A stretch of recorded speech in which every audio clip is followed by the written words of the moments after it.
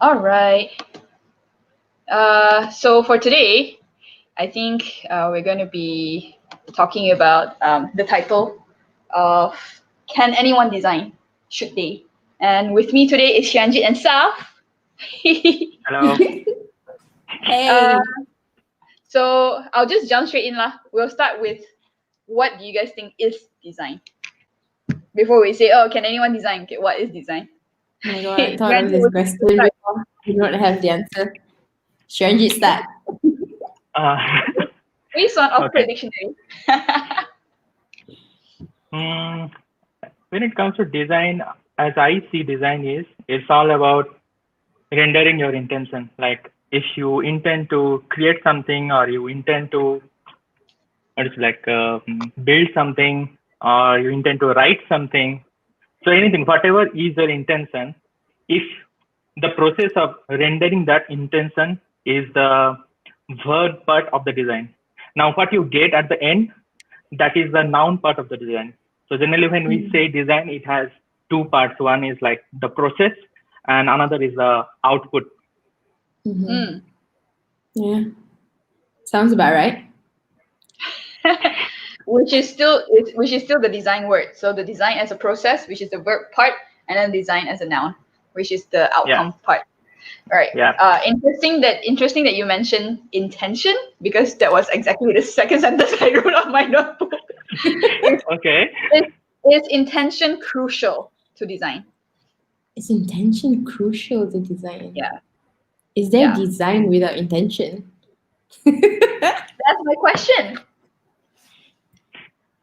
So, so the other way around, how I'm thinking the question is like, can you design without an intention? Yeah, frame it however you like. Okay. Because So when, yeah, yeah, so I'm just sharing. I because I feel like doodling, right? As you're doodling, you might not have a specific intention, or you might not have a specific thought in mind. It could be just blank and bored. So then you just doodle, start swirling stuff on a paper, for example, or painting with your finger, whatever it is. So is that counted as an intention? Do you still count it as intention? Because I feel like, well, I'm not intending to get anywhere. There's no outcome of a design that I want to get to, But then I have the verb as in like design.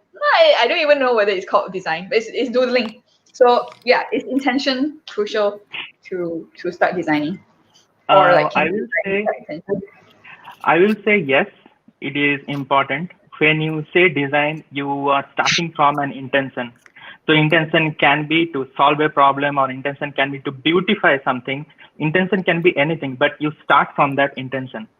So you choose something. Now your intention can be like self-expression. Just you have something and you're just expressing all around. So that can be the intention. So when that is your intention, that time you are actually designing to create an art, to self-expression, right? So now, so that's why like design is having different forms. It can be very much saturated and take a form of just an art piece. So you can decorate it somewhere, or it can be an art installation somewhere in the mall or whatever. But that's the main purpose of there. So when you are intending to just express, you start with doodling, then you are not liking it, the doodle more, then you shape it, put colors or do something else, whatever. But you are in that process. You have started the process with an intention of expressing yourself. Okay. Thoughts, Saf? Have you?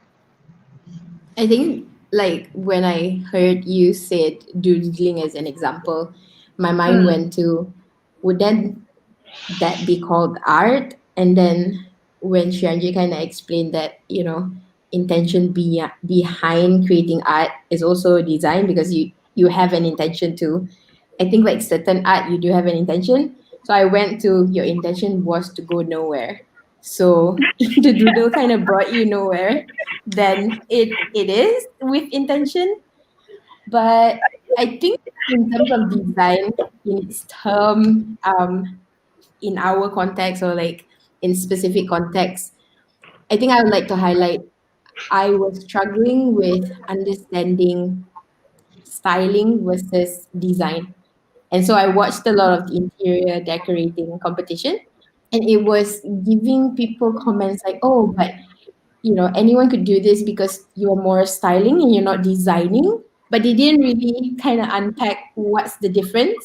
And Mm. so, yeah, because apparently there was a difference, and the only difference I could kind of pick out was that the people who were more designing had hands-on things that they were doing. They were DIYing headboards or like the wall or mural, blah blah blah.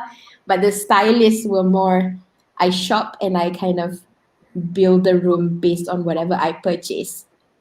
But there was a conversation with Shiranjit that kind of opened my mind to actually what design was, and it was problem solving.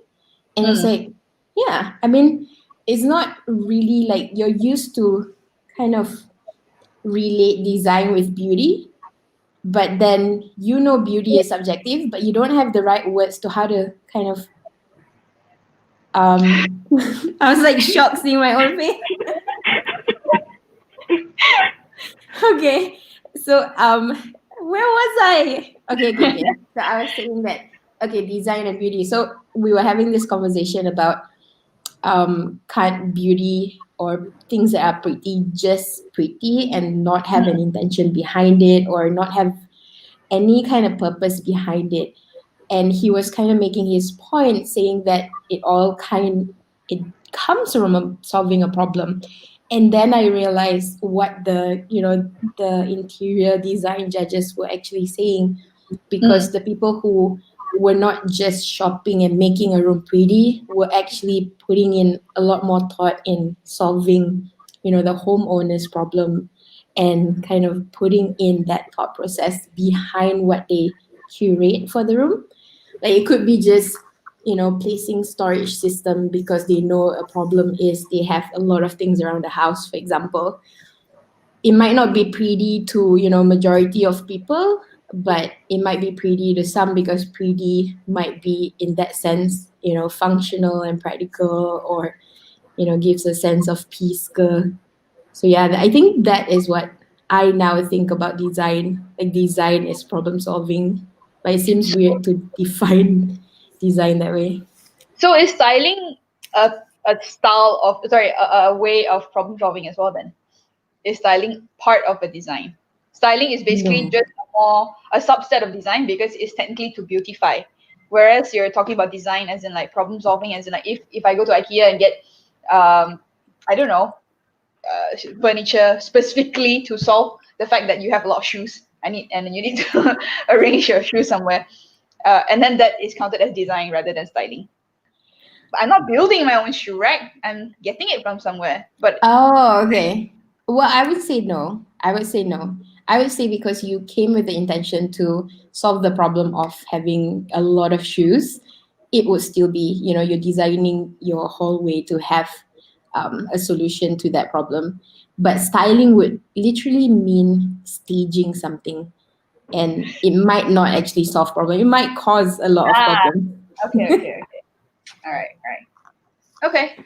Yeah, Shiranjit, is what Saf said the same thing that you were mentioning as well, or do you want to like add something? About styling, right? Styling versus design. Actually, I see styling as a subset of design. Sometimes it can be independent of design. Independent in the sense like when you are styling just to express your own personality or your client's personality or something, like in a house decor, how you're decorating the house. So in that case, you are catering to a client, not your own, or else you're doing it for yourself, whatever it is. But at that point, you want to make your house filled with something, so that maybe it's a drawing room, you want to make it feel warm, or you want to make it lively. Depending on that, you try to style your room. So now that also depends, like, are you doing it for yourself or are you doing it for your client? So I was seeing this Netflix show where someone was doing a styling for one of the celebrity. So when they walked into that celebrity's house, everything was in blue. Everything, like almost every decor piece was in blue.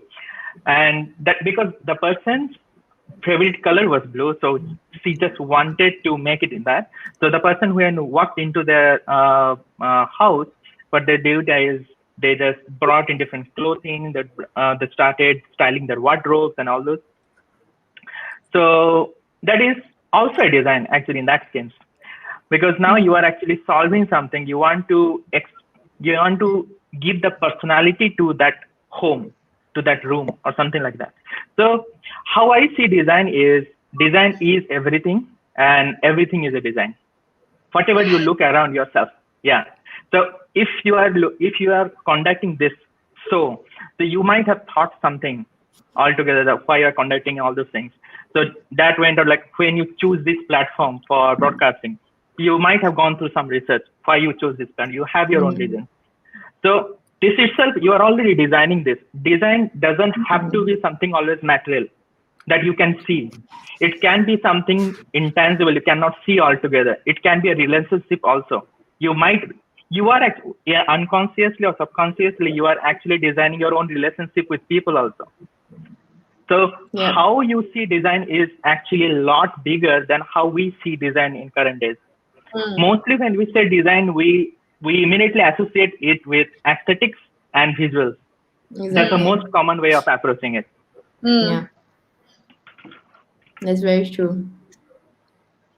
Yeah, all right. That's a good point, because I feel like, so you sum up the fact that, like, if we think about the word design and we think about it as a verb or as a noun, the noun that we're thinking about is usually something very tangible, right? Something that you can see, perhaps, or something that you can taste, because you also have food design, something that you can wear. So it's always very visual, very surface, actually, I guess.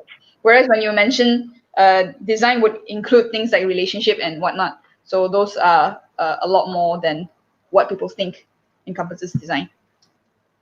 Yes, Right. and also sometimes the noun part of the design is never you can see as a milestone than actually output.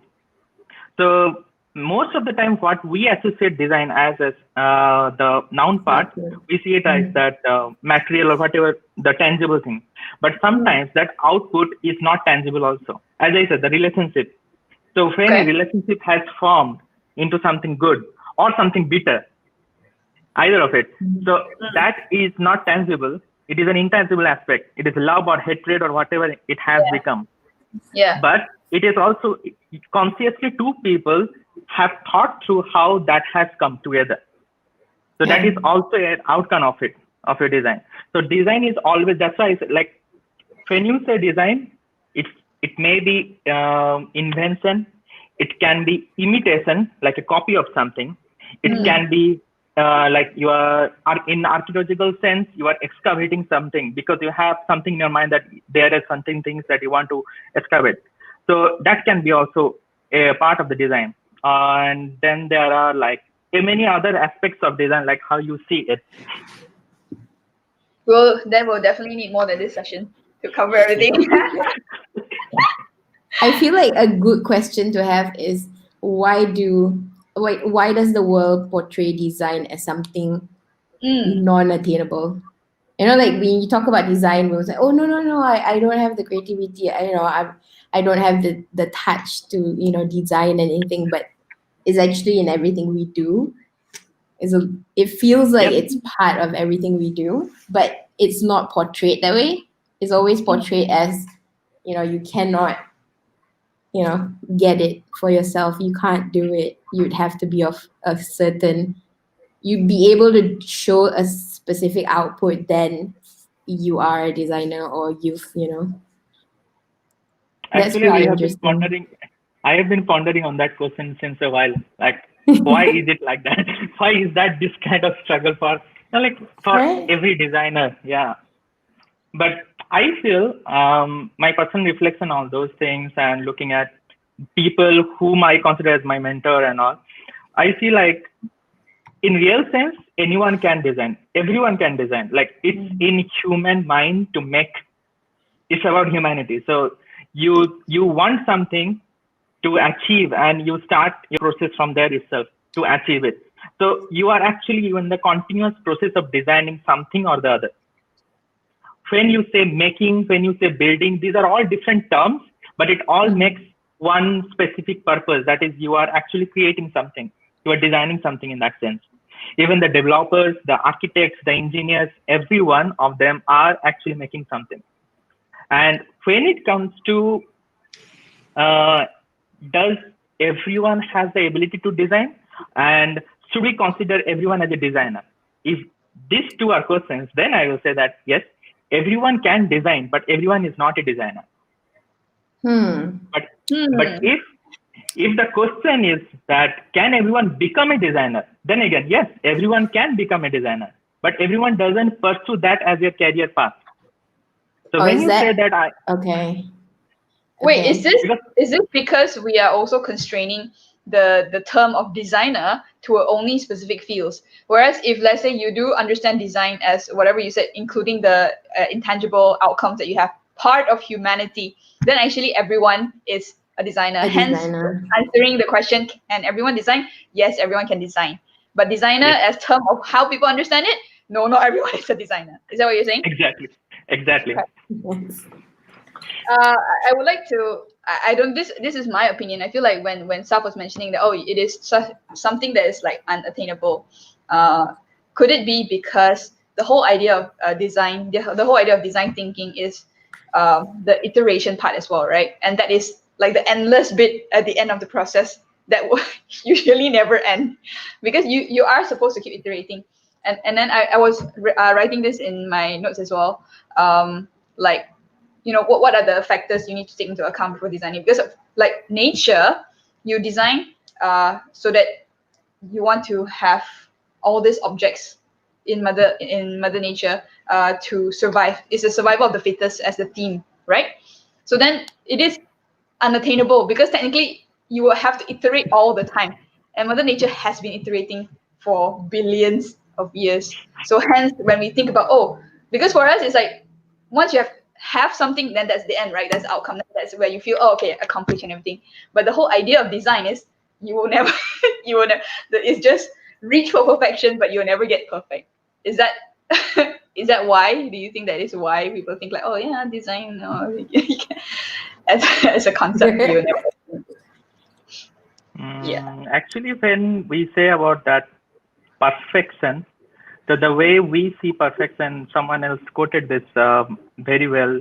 They said, like, when you say perfection can be achieved only when it's not when you can still add items to something, but perfection achieved only when you cannot take out anything from whatever you have created. So that is the perfection. So now, whether it's a website, whether it's a home decor, whether it's a food cuisine or whatever it is, let's say creating any of the cake, any bakery item you're creating. So when you say like, what is the perfect flavor? What is the perfect way of making, baking something? So obviously, like when all the ingredients have been put together in the right amount, so that's perfect in itself. But just because, for example, you would take out sugar out of it, will it taste good? No. Right. So that is what. So that is the level of perfection. So when you cannot take out anything, whether it's liquor, whether it is any food, whether it is any art or anything, any piece. So now when it's coming to design also, we generally differentiate bad design and good design. So when you say good design is something that is perfect in a way, like it has everything that you cannot take out. It just balances it. Everything is in harmony. Okay. A bad design is something that where one item is like telling loud that, okay, see me, just see me. Like it is grabbing the attention towards that part, but everything else loses its own focus. So that's something like I would say is a bad design. It's not thought through. Now, when I said like design intention and all, there is another dark side of design, I will say, where you can say that designed by an accident. So you didn't intended to do it in a certain way, and then you didn't had the know-how or you didn't put in enough effort. So something came out of that process, and that output is accidental, influenced by surrounding, influenced by other people, influenced by whoever is using whatever. So that is an accidental piece of design. You don't have control on it. So why I say it as dark side, because many times, many websites, apps, or many furnitures, many things, many products, manufacturing products, car, many things have been designed, and that has either put people's life in danger, or either they were like incapable to use it for some certain disabilities, one thing or the other. So because whoever designed it, that didn't think through all those different aspects. So that was more accidental. That's why I say. Okay. And another last piece is design is more of an artificial way of looking at things. It's very artificial. Artificial. Okay. Yes. So now what we do, it's not like about the creation. So one thing I said that design, making, creating, these all things are almost the same thing, right? Right. But the very granular, the pure design, when we say the word design, how it came out, like your intention, right? And you want to come out of that intention to render something out of it. Now, when you say nature, did nature had that intention of did something, or it was random? Mm-hmm. So most of the things that we see around us, that nature is very random. And in that random, it's more of like what you say, like organized cells. So everything that is there plays in harmony with each other. Flower is like perfect. When you see that, like everything is like so well arranged and everything. So nature is the master creator. That's why. So as a human, how will you create? That's why we design. We take inspiration from the nature, how nature has created certain things. So you will see many designs have been inspired by some nature objects. It may be a flower, it may be a combination of an animal and something, because that's how you design. A man thinks artificially, like, okay, can I do this, mix this, mix this. You cannot create anything from scratch. We don't have that power to create anything from scratch. Yeah. You're mute, Juin. You're mute, Juin. Mute. I said, oh, sorry. I said there's a very interesting way to see it. So even the word design is actually very human centric. Yep. Is that what you're saying? Yep. Because technically nature creates rather than like design. Yes. And it's created based on randomness, a combination of randomness that creates an organized chaos. Kind of, yeah. And it's in our nature to make sense of this chaos. Because it's in our nature to make sense of this chaos, so we start putting things in a way so that we understand and make sense out of it with our logic and everything. Yeah. Like how people like to create frameworks. Trying to connect all the dots. But some dots are supposed to just stray. Okay, I think like what I want to highlight when you were saying like, you know, why it seems unattainable and this whole, it seems like always a reach for perfection, but you'll never get perfection. Could it be representation? Like every time, you know, like good and bad, you're being shown what good and bad is. So you always think it's not enough. But if you go back to the intention, it might be enough in your particular context. But it's the comparison that kind of just makes you always feel like it's insufficient. It's, you know, you've not done any design because I'm not whoever, right?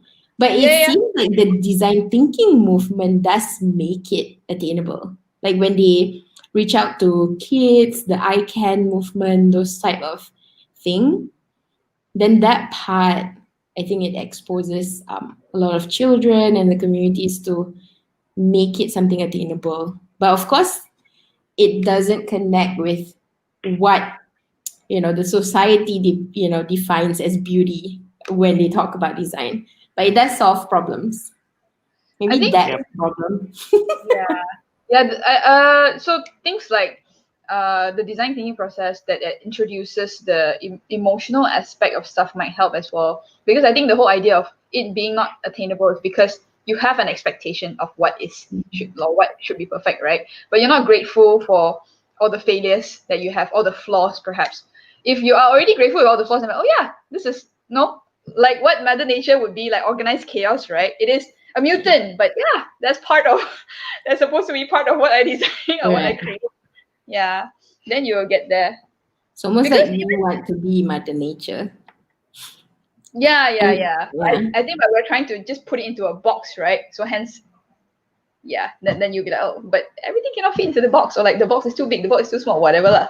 Yeah. Whereas Mother Nature is like there is no such box. Go with whatever it is, and let it be out there in the world, you know. Because although the idea was the survival of the fittest, but then yeah, like you see, there are mutants in terms of the genetics that we have, right? And that is okay because that's part of how everything comes together, right? You shouldn't be able to take away all those things, which is where science and technology comes in, and then you have all this other issues on Earth, lah, right? Because the whole idea of for example, just talking about childbirth and pregnancy, for the fact that the fact that what's that? I think, correct me if I'm wrong, lah, but kids are not supposed to be born with very heavy or very big in size, right? Because this would injure the mom. This might cause death for both the mom and the child for whatever reason. But then nowadays you can have C-sec, all those things, and then that causes the emphasis on the fact that, oh yeah, you can do it, so then you keep going, and then overall actually that might affect health in general for humanity, because then you have that gene pool in Mother Nature, whereas Mother Nature did not intend you to do C-sec. If you cannot come out, you die. That's it, you know. Yeah, and that is a flaw that is supposed to be accepted, right? Traditionally, last time, like if a mom dies during childbirth because the child is too big or something, then you just, yeah, that's it. You just have to accept fact. But now it's like, oh yeah, everyone can survive. Do a C-sec, no problem. You know, vacuum it out, whatsoever it is. But then you have all this gene pool with bigger and bigger hits, babies on Earth, just as an example. Yeah, Interesting. so I think, yeah. So I think in terms of when we talk about design, so is it the fact that we do not allow flaws, like, oh, we don't accept that, oh, flaw is part of this and it's fine? Is that why there is such feeling of like, oh no, we cannot achieve? It's not about the flaw is part of it. Design doesn't see it in this way that anything should not have any flaws. In design, how things are seen, like, okay, let's say about this in terms of medical procedures and all these medical solutions that we have currently in 21st century. So this has taken us like hundreds of years to arrive at this point. Still, there are development going on, right? Yeah. So, for example, when C-section was introduced, it was a medical solution for the problem that humans were facing, and that was on an emotional plane. No one were like, it's easy for anyone to lose a child or lose their wife. So in terms of those things, when humans found those, then they started testing and then they came up with this medical solution that, oh, we can have the C-section. Now, those are human way of fitting into the nature. So nature has given us everything. Nature has given us everything in abundance. But there is no rules here that you cannot use or you should use it in a limited way. Nature has not given that kind of restriction for us. Now, when nature has given your body, and in a body is incapable at point or is not able to adapt to certain situation or something like that, then it fails. Now, the another human, when sees that, and if that human is trying to solve that problem for you, that is where your medical solutions are coming to the picture. So that doesn't mean that it is getting rid of the flaws. Even that solution will have its own flaw, its own disadvantage. But the purpose here is met.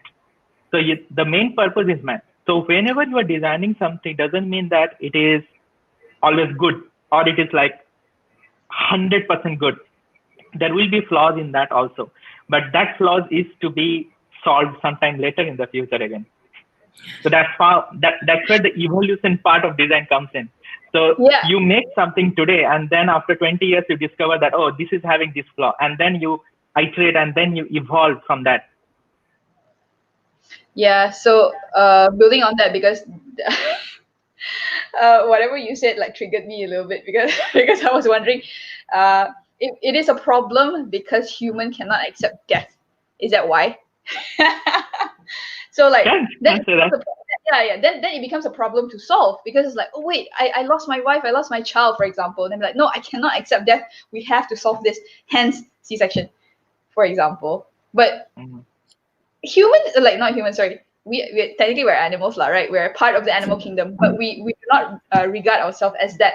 Hence, if you compare in real world situation, if an egg breaks, right? And you a chicken won't go around finding a way to solve, like, no, I have to like encast my egg with more protein to avoid it from breaking, because that's part of creating the balance in the whole ecosystem. But whereas for us, because of all these emotions that we have, which could be part of the mother nature's creation of how we came about. But if we have any conspiracy theory, that's for another conversation. So hence being so different from animal when we're actually animal causes us to then have this whole concept of design and having to like try to keep iterating and perfecting everything and keep trying to solve problems that we have. Yes, and then now we are also including this fact that, oh, we should also problem solve for nature because we are the one who started ruining it in the first place. Yes, that's true. Yeah. So I don't know, just okay, that is humanity's problem altogether. I think there's a different conversation lah. Yeah, but that's quite sad to think about, that how design evolved to be that way. Anyhow, okay, so then back to the idea of design. Like we still want to do that. We still want to be able to problem solve for everything or undo designs that we have done. All right. So then you were mentioning that you should have I can't remember what was the term you were mentioning, but they didn't take into account all the elements. I think you were mentioning when it comes to design. Hence, you would have bad design or like good design but can be perfected design kind of stuff. So, what were the elements you were mentioning? So, what are the things that you need to take into consideration? So when we see design is actually not a what is it, like an expert subject or an independent subject like science, art, or humanity. It's a, you can say like it's a crowdsourced subject. It's a crowdsourced subject. Please elaborate. Yeah, because when you say It's a design combination. follows, yes, design is a combination of humanities, the social science, art, psychology. So all those different subjects, environmental science, and all those different subjects come together. Even the politics. So this all informs design to solve the problem in hand. So when you encounter a problem, or better say like when you are struggling with something and you want to identify what is that problem you're struggling with. So in that case, you start researching, you deep dive into that different aspects. So, and then you come together with a solution, and then you start saying, okay, this solution can solve my problem. But at the same time, you need to also see how it will affect in the political environment, how it will affect the sociological environment, how it will affect in a cultural environment, the culture where it should be fitting in. So those are the different things that if not considered well enough when you are designing a solution, that is when you start seeing problems. For example, many times we design websites, we design apps, we don't consider the 8% of the population on Earth which are generally colorblind, and that accounts to, like as the survey says, like maximum of them is men. Women doesn't have that much of color blindness, but men have a lot. So now in that sense, when you are designing those websites, and if it is supposed to be seen by those people also, you are consciously choosing them not to use your site. That's a bad design altogether. That means it can create many different type of problems. For example, you see in a digital interface in a automobile, where you have to choose green, red, and orange. So people with color blindness, they will not be able to differentiate between this red and green. And if they have to take an action, and that action depends life, how will that respond to them?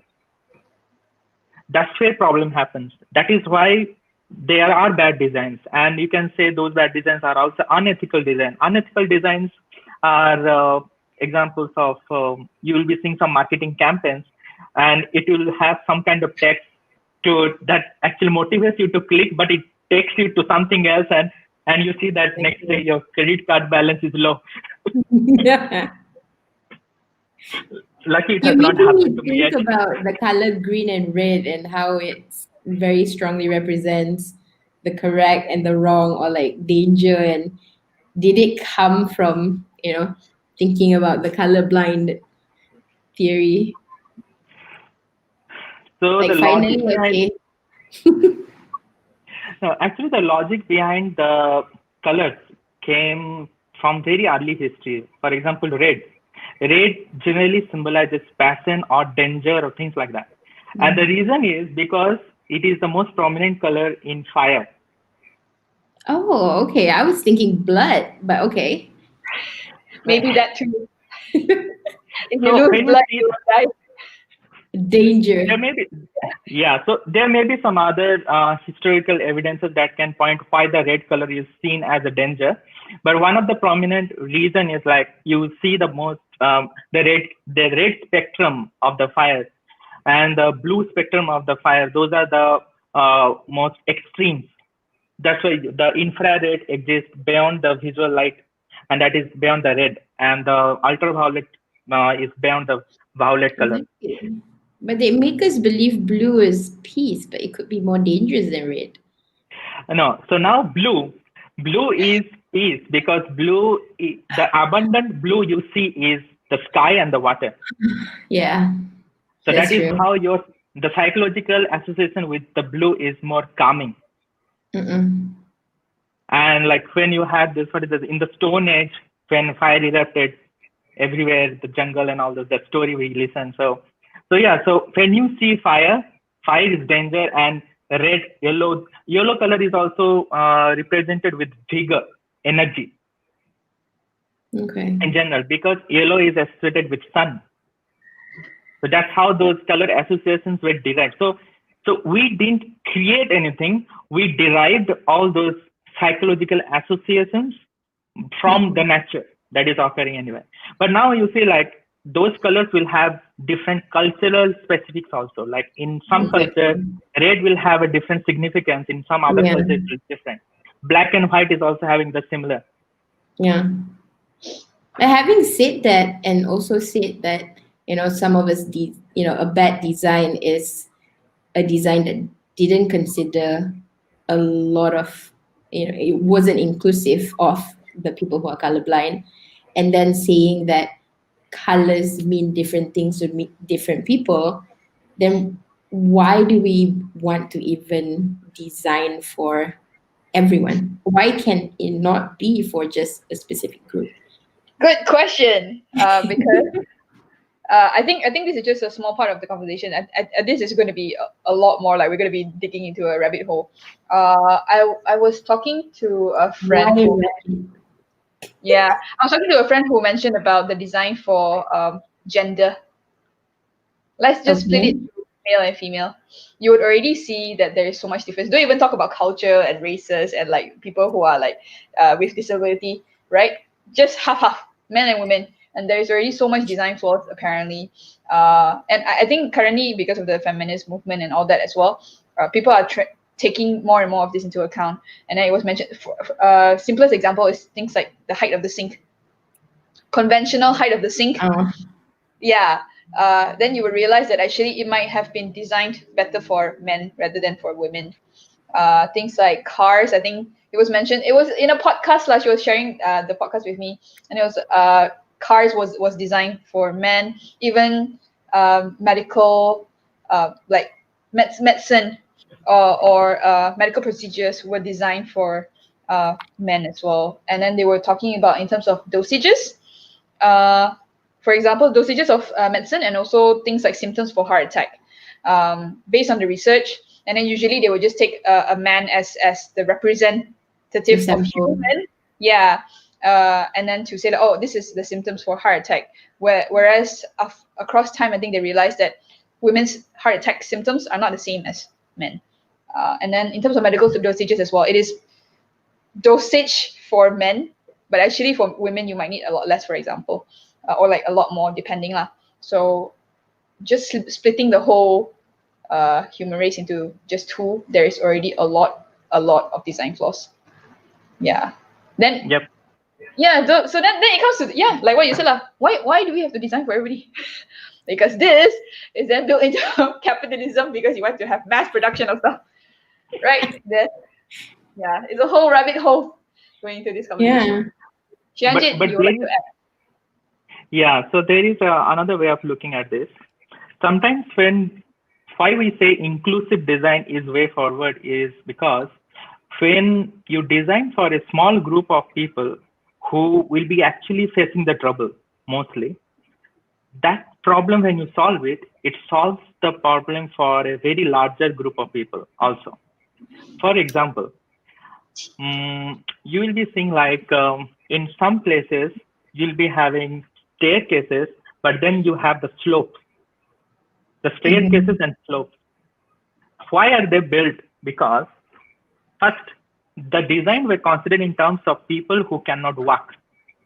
Okay, let's say they lost their limb, so they will have a wheelchair. So the slopes help them so they can go up on those. But when you solve the problem for them, now it is going to solve the problem for a person who is coming in trolley with a vegetable trolley or grocery trolley. How will they go in the staircase? There is no lift, anything. Only the slope is there. So it solves the problem for that group of people. They don't have disability. They're just like you and me. It's a larger population. But the design was done for the wheelchair. Now, second is, now someone is coming with a baby. How will they go? The baby is also kept in that. Yeah. So it helps for them.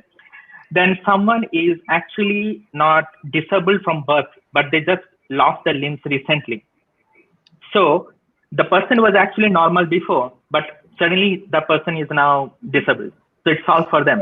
So now see, you are solving a problem for 5% of the population, but it is going to help the rest 95% of the population. So that is what the inclusive design means. When you consider certain things for the smaller group of people, it saves everyone. So in that way, you are designing for everyone. But only when you discount people, you stop designing from everyone. You are actually designing for only specific people that time. Yeah, design for the lowest denominator. Yeah, there is another way of doing, for example, as I said about green, red, those colors. Yep. Those color psychological aspects of those things have come together from a generalization. Over a period of time, people have been doing surveys across the globe, across different nations, and they found that those colors are very specific and very generic across any place. And they kind of symbolize the same thing in people's mind. How they came together, green is also regarded as a calming color because it reflects nature immediately. And it also reflects many other things, which actually gives a positive vibe, good for eyes, so many things. So that is how it has come together. But at the same time, how you design something which needs those three colors, and you have to solve it for colorblind people. So that's the way, that's the place where you start adding something like a text, or you can use some patterns that differentiates those.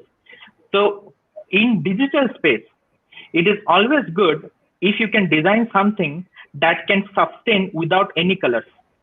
If it's a black and white screen and it is still usable by everyone, then your design has reached a point which you can say like, okay, it works for everyone. Well, then when you add on the colors, it makes no difference for the colorblind people also, because it has already any elements. So now the colors will only help the people who can see them and who doesn't bother them at all. Yeah, that's a good point. I think you mentioned this as well when we worked together. Someone else mentioned this as well, to always design for the lowest denominator, design for the smallest variable, right? Yeah. And then everything else can expand from there, because then you would have already perfected it for the smallest, the minority of people, and everything else you can just technically add on, right? Yeah. So that's why I really like when you were mentioning that perfection is technically the fact that you cannot take out something. You can add, but you shouldn't be able to take out because it's already a minimum perfection. Yeah, then everything add on is technically, yeah, you can just add on, but it's already perfect. Like the design of a wheelchair, for example, as you were saying, right? So after that, adding the fact that you can charge it electronically, all those things is additional to what it is. But the main purpose has already been achieved. It's already perfect. 2 wheels and a chair, that that kind of stuff. Yeah, that's a good point. What was I mentioning? I can't remember what I was gonna say just now. I lost my train of thought. Something about inclusive design. Yeah, but I can't remember what it was anymore. That's okay. Then talking about design, and then you were talking about consequences, what it affects, and who it impacts, right? So, other than that, is there anything else in terms of consequences that we need to think about? Consequences are dependent on the context where you are designing. In the medical place, the consequences can be always towards life and death. And in terms of when it comes to defense, again the same thing. Life and death will be issue. In many cases, even aircraft, automobile, life and death. Most of the cases, if you go in the outer world, life and death is a case. But apart from that, if you go to some other place like education, or you say about restaurant, those hospitality in those places, there are other things to be considered in a hospitality environment. It may be cultural mostly that affects more. So in which country you are, how the hospitality is seen in that place. When you are receiving guests from another country, how you are receiving them. There are a lot of things involved in that. So those are, if anything goes wrong in terms of like how you are dealing with the people, the relationship building, so those things can be actually taking you to a road where you will not be having any other way of returning back. And you may lose your brand value, you may lose your credibility in the market. A lot of things might happen. So it's very context based. Yeah, but then that again is built towards what's it called? Capitalism as well. Yeah. Okay, this was what I remember when you were talking about inclusive design for the lowest denominator, and then I was thinking about the fact that you should design locally, and then this builds on the fact that you said everyone can design, right? Saf is trying out as well her own interior design now, and then you're trying to now reach out to a local community to try to share that as well. So then, if everyone can design, wouldn't that help everyone overall? So you're talking about increased job opportunity because everyone can design for everyone. You're designing for male, you're designing for female, you're designing for people who have disabilities, color blindness, whatnot. So inclusive design should also be local design. Do you think that should be the way forward? I might need little bit information about when you say, what do you mean by localized? So, all right. So almost like she meant that everyone can design. If everyone designs, it would help the bigger. Yeah, you should design for yourself, and you should design for has your a bigger people. impact. Okay, in that sense. Yeah, but that kind of goes against the inclusivity, right? No, because you can be inclusive within your local community. So I'm designing for right. I'm designing for the people who are colorblind in my community, which might be my design might be applicable overall. Doesn't matter, right? But the idea is, if you are going towards chasing, I want to solve for everyone else, and my design is applicable to everyone else, then the idea of capitalism comes in, right? Then you want to start branding, you want to start selling up to more people, hence you always want to push for advertising and whatever else lah. But if the idea was just to design locally, having like, for example, bringing back the barter system, right? Then it's only benefiting yours, although it's applicable to everyone else. Then there's a knowledge that you can share, right? But you don't need to sell the outcome. You can sell the concept of it, the knowledge of it, the theory of building all this stuff, your blueprint or whatsoever it is. Okay. But I think right now I feel like we're stuck in this loop because money makes the world go around. More like how you add value to what you are doing. is now measured using the money. Yeah. So before it was barter system. That time money was not involved. It was only the Yeah. The exchange of what you intention have. was different. Yes. Yep. So now All we right. have evolved through that, and there is a reason why money came into existence. That was also designed the way it is now. Mm. Why we have Human, the currency now? human design. Yeah. Yes. Correct. So, Saf might be good at sharing this then. So, Saf, now you just started exploring. You just started exploring your interests and your. Oh, So you haven't started capitalizing this yet. I'm really uh, excited to know. I don't know. So I'm just wondering. So as you're going through this journey, you just started and you're just mhm. exploring this part of your interest and this part of your passion. Um, have you thought through all these things? Do you think there would be a time where you would want to capitalize this or market this, or and then how do you take into account all this when we talk about inclusive design and local design? Is that what is part of uh, your journey as you're going through this, or is it just trying to error for myself first and then we'll see how it goes? Okay. Like, yeah, Uh, what's your journey? I think like when I first started, it's really to figure out who I was as a person, whether this particular action or set of activities were something that brings me joy. So I think Mm, that was where, because I've heard a lot of comments about, oh, you're really good at this, you're really good at that, but the reply I always give people is, I'm good at a lot of things, but I'm not sure if I like it. So it was a moment in time where when I wanted to face and test whether this were a set of activities that I enjoy doing, I've not really been doing a lot of those activities for people beyond myself. And if mm, you're just doing it for yourself, if you're designing a room for yourself, you're limited to one home usually, and you don't get to experience it with mm, another person. So I decided, okay lah, let's put it out there. And as I continue, so I have two sides of me who would be thinking about the viability of this idea if it was a decision to, okay, it might be my source of income. And then another side of me, it could be my outlet for creativity or, mm, just another journey that has nothing to do with monetary value.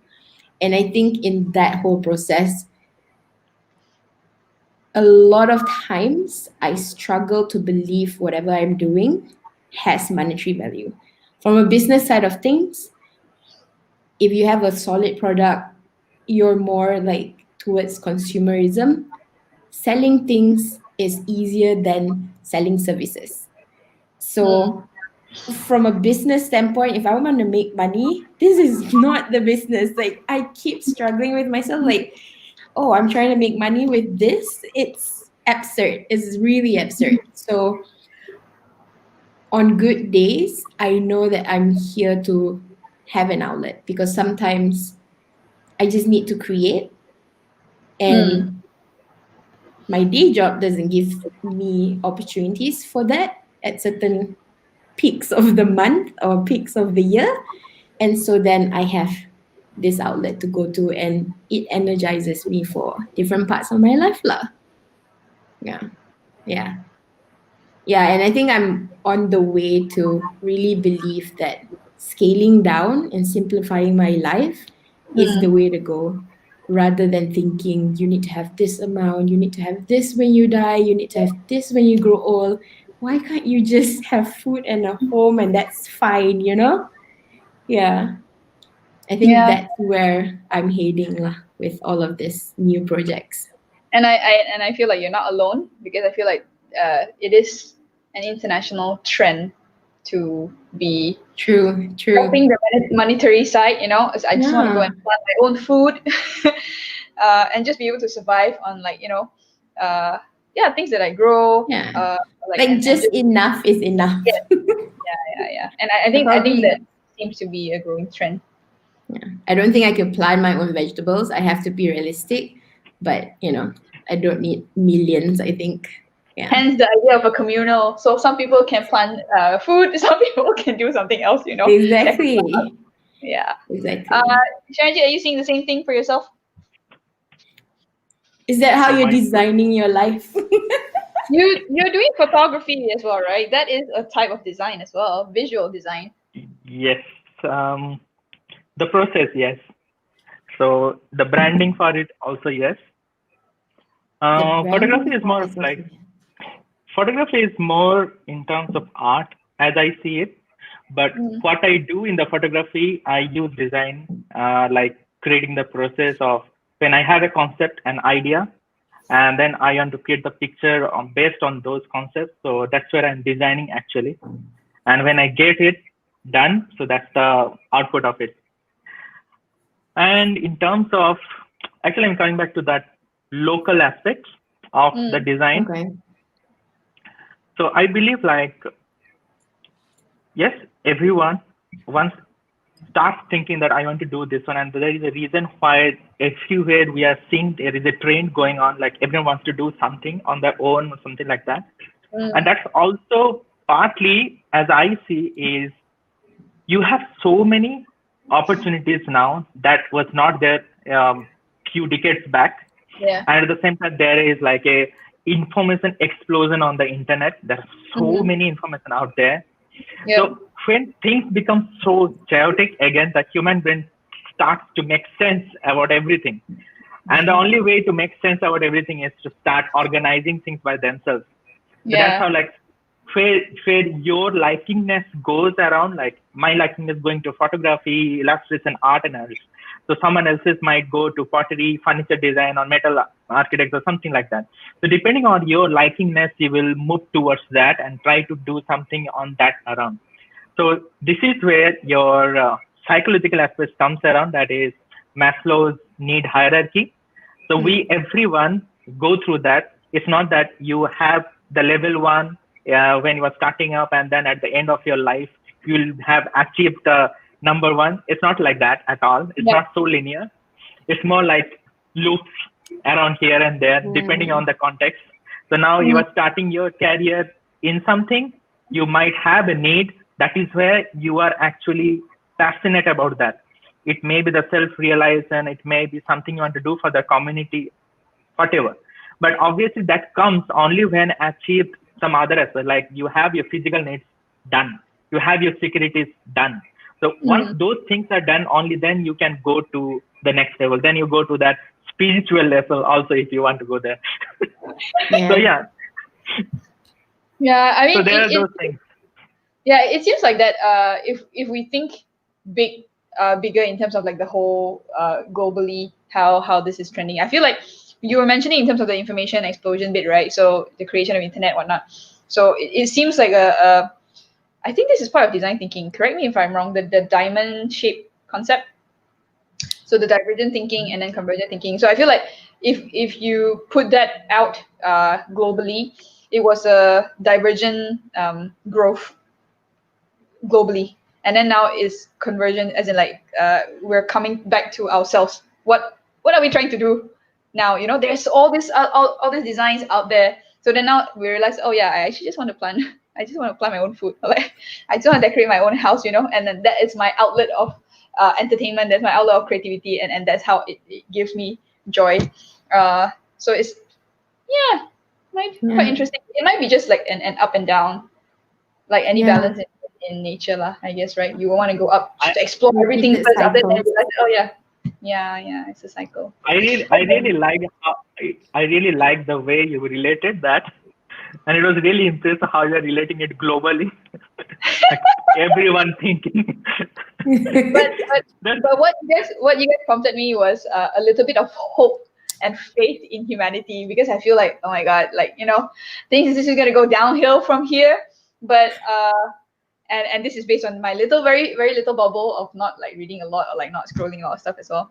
um that the fact that I think people are going back to this kind of the roots of what we are as a human, how much do you actually need, uh and perhaps we might break the whole idea of concept of money, because I don't think, like, for people who started planting money, planting money, planting food on their own, they realize that there's no such need of money anymore. And then they are one of the person who then breaks out from that cycle of the vicious cycle of like I need to earn for money, money to spend to earn again. Yeah, so there are a lot of people who are going out from that vicious cycle already, and I think that might be a good trend for humanity overall.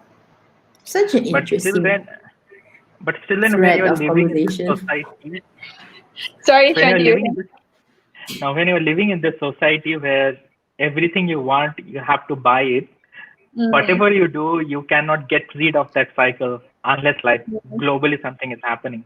But still then like how I see is like this adding value or like how you exchange those things. Like you have something that another person doesn't have, and that person is having something that you don't. That's where barter system came out. Trade of salt with the Yes. potato. Yes. So that thing is there as long as humanity exists, and that will be there. That's not going to change. Only the way things are done that might change.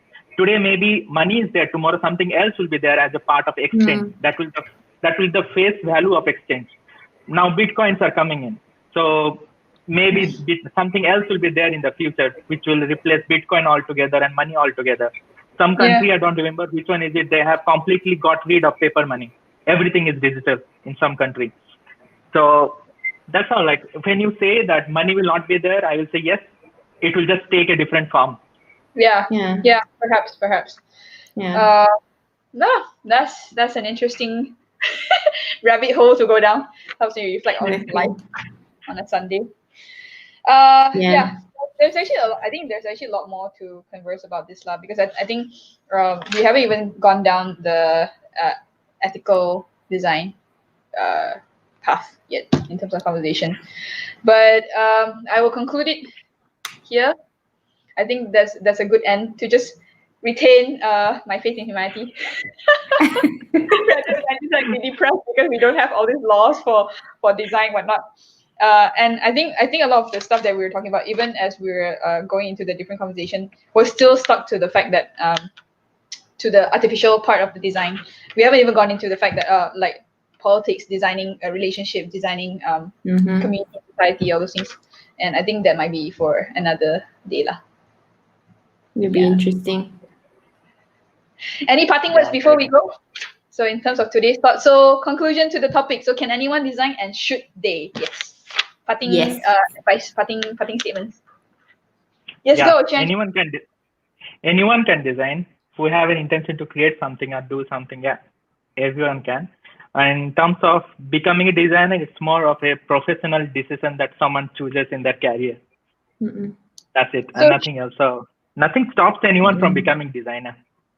And design as a field is very barrier-less. There are no barriers to enter the field as a profession.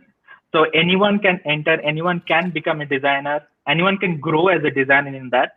So at a point when you want to say yourself as a designer is a point where you can convince another person to pay you to solve their problem. If you can do that, you are already a designer. Youch, then that is going into the human created designer rather than like rather than any other designer.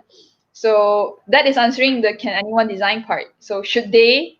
You're saying that only if you want to think about becoming a designer, they can earn money, because should they is another question. Should they? If I think yes, they should. They should, because in communities where, for example, there are countries where they don't have many privileges, right? In terms of water, proper sanitation, they don't have all those things. So in that case, if someone has an idea to implement and they're not getting any resources, money or something, whatever, but they can put it. There are examples where small kids, like age of 10, 12, they have developed something, they have created something, putting together some like raw metals in a line around, and that is helping the entire village. So that is a design happening there. So everyone should, if you have a problem, you should not be just waiting for someone to solve. As a human being, you have that core nature, you want to solve your problems. So now if you're doing it for yourself, for a community, you should go ahead and do it. All right. Saf, thoughts on the title? I think, can everyone design and should they? I would say in the case of solving problems, yes and yes. And I feel like a thing to consider is to not limit yourself. If whatever you're trying to design and it's solving your problem, but you don't see a representation of it out there, it doesn't mean you're not designing, and so it Mm, should not stop you from doing things that are unconventional or that doesn't exist. Because I think there's a lot of talk behind, don't create just based on what you know, just mm, create like a child where they don't know a lot of things and yeah, they just do it. And sometimes that's the best way to come to a design or to a solution. I feel like that's important. So yeah, then it kind of says everyone can design because there's no one way to look at it. Yeah, and they should as well. they should. Yeah. All right. That's a good Yeah. point. I feel like yes, like what Xuanji was also mentioning, like can anyone design? Yes. And like what Saf was mentioning, you should design not childishly, but childlike, right? and as we were talking about the design locally and design making sure that it's inclusive, right? I think yes, should everyone design? Should, if it is for your local, like what you were saying lah, like for your local community, even for yourself, just start for yourself first, because you know that you have all this kind of needs that, like what Shanji was mentioning, no one else is solving. You problem solve for yourself first, then yes, then you should. Cool. That's a good conversation. I will end the recording here. And maybe we'll find another topic for this, and I think it's going to be quite interesting. Yeah.